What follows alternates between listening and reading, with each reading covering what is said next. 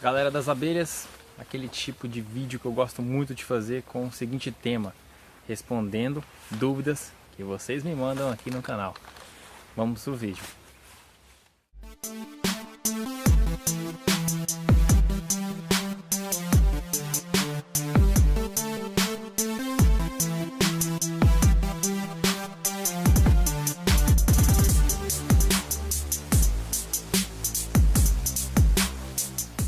Aos amantes e aos criadores de abelhas, espero que estejam todos muito bem aí do outro lado da telinha.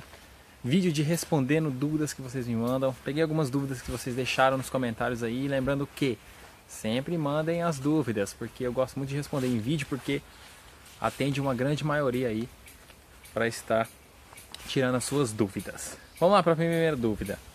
Tem tempo certo para a produção de própolis? Lembrando que esse vídeo é para as abelhas apis. Sim, tem tempo certo para a produção de própolis. Inclusive, o tempo mais recomendável para se produzir própolis aqui na minha região de Goiás é agora, nesse período chuvoso, que intercede o final do ano, ali outubro, novembro, dezembro e janeiro principalmente, né? Fevereiro, março. Enquanto está chovendo bastante, né, não se tem florada para a produção de néctar. Elas não produzem muito mel, porém a própolis é produzida com mais constância. Por quê? Com o aumento da intensidade de chuva, as plantas produzem mais resinas, e a resina que é a que as abelhas coletam para produzir a própolis. Inclusive tem várias colmeias minhas aqui que elas calafetaram todo o espaço vago com própolis, agora, nessa época agora. E muita gente que produz própolis, produz nesse período de mais intensidade de chuva, que é o período do início do ano, né? Vamos para a próxima dúvida. Caso tenha uma caixa sem melgueira, posso estar deixando espaço na tampa para produzir a própolis? Sim.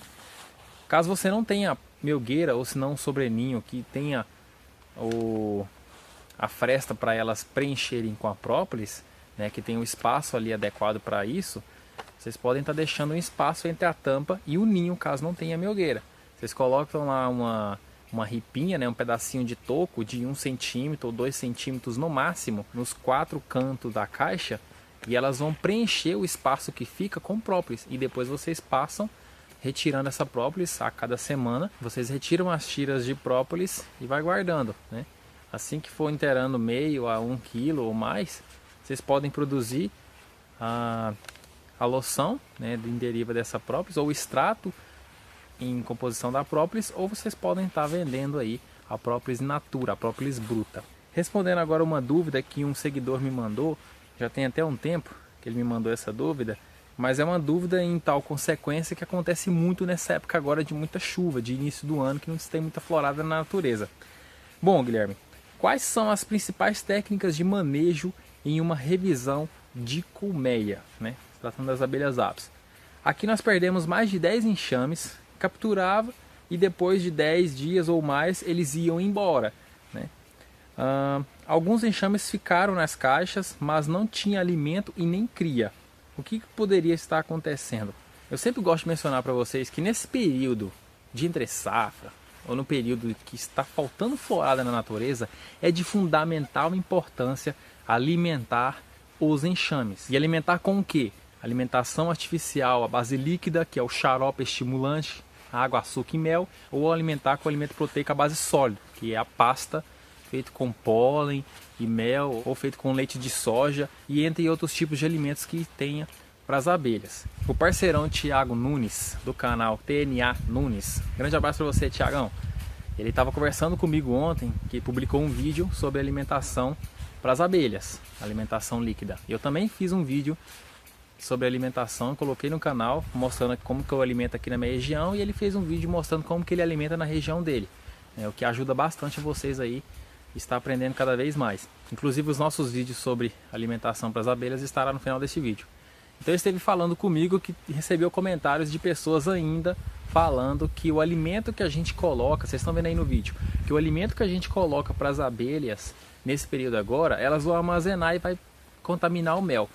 E mais uma vez reforçando, gente, esse alimento que a gente coloca para as abelhas não vai prejudicar o mel, não vai contaminar o mel. Por quê? Porque elas não vão armazenar em massa esse alimento que a gente doa para elas. Por quê? Vocês não vão também, é claro, fornecer alimento a mais do que a gente indica, né? Fornecer lá 2 litros por semana ou mais, porque daí elas vão armazenar. Mas se você fornece ali no máximo 1 litro, máximo 1,5 litro, né? 1 litro a 1,5 litro por semana, nesse período que não tem florada nenhuma na natureza, as abelhas vão usar esse mel para se manter dentro da colônia. A rainha vai continuar seu processo de postura, então o enxame não vai enfraquecer, ele não vai morrer e ele não vai abandonar a colmeia, que engloba essa dúvida que eu acabei de falar para vocês, que o rapaz mencionou que ele capturou 10 enxames e esses 10 enxames não estavam com cria, não estavam com alimento, né, e eles foram embora. Então atenção, gente, é normal perder enxames de abelhas apis nesse período que não tem florada na natureza. Se vocês não alimentam os enxames e as abelhas encontram uma certa florada muito distante, ela vai facilmente abandonar tudo que ela tem numa colmeia, num apiário, e vai mudar para esse local que tem a florada mais perto de onde ela foi instalar a colônia, porque elas querem trabalhar, elas querem ver a entrada de alimento constante. E mesmo se vocês fornecem alimento, pode ainda acontecer de uma colônia abandonar os seus enxames, só que será muito mais difícil. Eu estou alimentando os meus enxames, eles estão tranquilos, não está armazenando nas melgueiras. Por quê? Porque o alimento que eu dou para elas é só para estimular a rainha a continuar as posturas. Tá entrando alimento, a rainha, opa, tá entrando alimento. Vou continuar minhas posturas aqui, né? Então a alimentação proteica ela serve para isso. Se caso vocês perceberem que elas armazenaram um pouco desse xarope na melgueira e vocês não querem que mistura com a florada que está vindo na natureza, né, para que seja um mel extremamente silvestre, o que vocês podem estar fazendo? Pega essas melgueiras, antes de entrar a florada, tira das caixas e empilha num canto do apiário. Empilha todas as melgueiras ali. As abelhas que estão nos ninhos, no apiário, vão lá nessas melgueiras, vão limpar todinha essas melgueiras, né, vão deixar só os favos secos, vão voltar para os ninhos e armazenar no ninho o alimento que era a base de xarope, né, o que é recomendável que elas façam isso. Elas armazenam no ninho para as próprias crias nascerem e se alimentarem desse alimento. Depois que elas tiverem limpado tudo, tiver passado ali uns 3 a 5 dias, aí vocês voltem essas melgueiras para os ninhos e deixam o pau quebrar na produção do mel silvestre, né, que é o mel puro. Então, gente, não se preocupe. O alimento que a gente fornece para as abelhas não vão contaminar o mel, e sim nós vamos ajudar as abelhas. Porque eu falo de experiência. No ano passado, eu não alimentei os meus enxames nas entre-safras. Chegou a florada de uma vez do cipó-uva no meio do ano. E meus enxames estavam fracos. E o que eu pude fazer? Perdi a metade da florada. E não foi por questão de eu querer que acontecesse isso. Porque não tive como. Eu estava tão arrochado na cidade, com correrias lá, que eu não tive tempo de alimentar meus enxames. Por isso que agora, antes de faltar florada, agora já está faltando muita florada na natureza. Mas antes de faltar florada, eu já estou alimentando meus enxames e eles estão todos equilibrados. Então é isso aí, gente. Se está faltando alimento na natureza, alimente os enxames que vocês não vão perdê-los, ok? Próxima dúvida aí. Ter apiários perto de outros apiários tem algum problema? É ruim? Será que prejudica?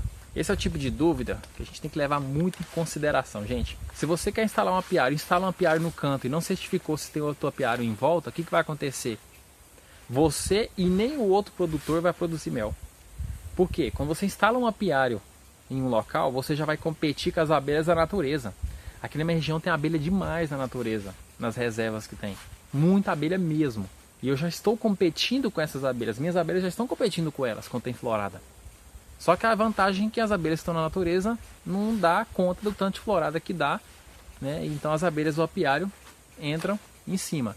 Se um outro produtor vier instalar um apiário aqui sem conversar comigo, sem verificar se tem um apiário perto, nenhum de nós vamos produzir. Porque vai ser abelha demais para pouca flor. Então certifica se tem apiário por perto. Se tem apiário por perto, tem um jeito de instalar mais longe. Conversa com outros agricultores de longas distâncias, né, que tem a reserva ali, que deixa colocar as caixas, coloca elas lá, né, onde não tem apiário por perto. Bom, outra dúvida, agora para período de produção de mel. Quando a colmeia está pedindo outra melgueira, a gente coloca ela por cima ou por baixo. Então vamos supor, tem um ninho e uma melgueira. Essa melgueira está preenchida ali, 80% a 100% preenchida com mel. Vocês vão colocar outra melgueira. Vocês colocam debaixo dessa primeira melgueira ou por cima? Eu sempre coloco por cima. Eu coloco por cima, as abelhas sobem, preenche ela, eu coloco a outra, né? Preenche e assim sucessivamente. Por quê? Se você coloca ela por baixo, não tem problema. Só que, se você coloca ela por baixo dessa melgueira que já está preenchida, e de repente a florada da região dá uma queda. E aí você passa um tempo assim, as duas melgueiras estão cheias. Aí você tira a melgueira ali e vê que a de baixo não está. E com isso você vai até estressar mais o enxame, sendo que não vai ter ali as duas melgueiras preenchidas. Eu sempre gosto de colocar por cima, por quê? Porque a primeira melgueira preencher, eu coloco a outra. Se a outra preencher ou não, eu vou saber, porque é só retirar a tampa e olhar. Né? Não precisa tirar a melgueira ali, que está pesada às vezes, para poder verificar. Né? Então isso aí vai do gosto do próprio apicultor. Eu sempre gosto de colocar por cima ali e vou aumentando o número de melgueiras. Eu gosto de trabalhar com 3 melgueiras por caixa. Né? Às vezes tem enxame que tem uma genética muito boa, eu coloco lá 4, né? Já coloquei até 5, mas eu gosto muito de trabalhar com 3 melgueiras, porque as 3 preenchem rápido ali, né? 2, 3 preenche bem rápido. Eu já faço a colheita, já coloco melgueira no lugar, ou retorno as melgueiras vazias. Enfim, última dúvida. Eu estou usando cabaças iscas. Cabaças iscas, gente, tem tempo que eu não faço vídeo, né? Acho que inclusive tem uma cabaça que capturou enxame, depois eu vou trazer ela pra cá. Se tiver capturado mesmo, eu faço transferência com vocês. Estou usando cabaças iscas. A transferência do enxame pode ser feita no local que se fez a captura na cabaça ou em outro local. Eu gosto sempre de transferir no apiário. E não é sempre que eu capturo os enxames nas cabaças no apiário. Eu sempre deixo cabaça para capturar enxames nos locais que é mais fácil de capturar. Beira de brejo, beira de rio, enfim. Capturou lá, eu trago a cabaça para o apiário, né, no entardecer. Trago a cabaça de boa ali. Coloco, se capturou mais de uma, eu coloco numa caixa de papelão, bem ajeitadinhas as cabaças ali. Né, trago elas, deixo no apiário 3 dias. Ficaram 3 dias no apiário, reconheceram todo o local, já estão trabalhando no 12. Aí eu faço a transferência para a caixa que já vai estar toda posicionada, tudo bonitinho. Já faço a transferência e deixo o pau quebrar. Elas já se tornam produtoras. Gente, se foram algumas dúvidas que vocês me mandaram sobre abelhas apis, mandam dúvidas para as abelhas nativas. Mandam dúvidas aí para a gente estar respondendo no vídeo, para estar ajudando vocês. Né? Muito obrigado pela presença de todos vocês. Um grande abraço para o Thiago do canal TNA Nunes, um grande abraço para o Frei Inácio do canal Frei Inácio, né, o organizador dos eventos topíssimos que tem lá em Jaci. Um grande abraço para o Prates lá do grupo do Criando Abelhas, ele é muito presença lá no grupo, está sempre ajudando e conversando e divertindo o grupo. Enfim, um abraço para todos vocês que estão vendo esse vídeo de qualquer lugar do Brasil até fora e desejo sucesso sempre para todos vocês. Até mais, gente, até o próximo vídeo, hein? É nóis!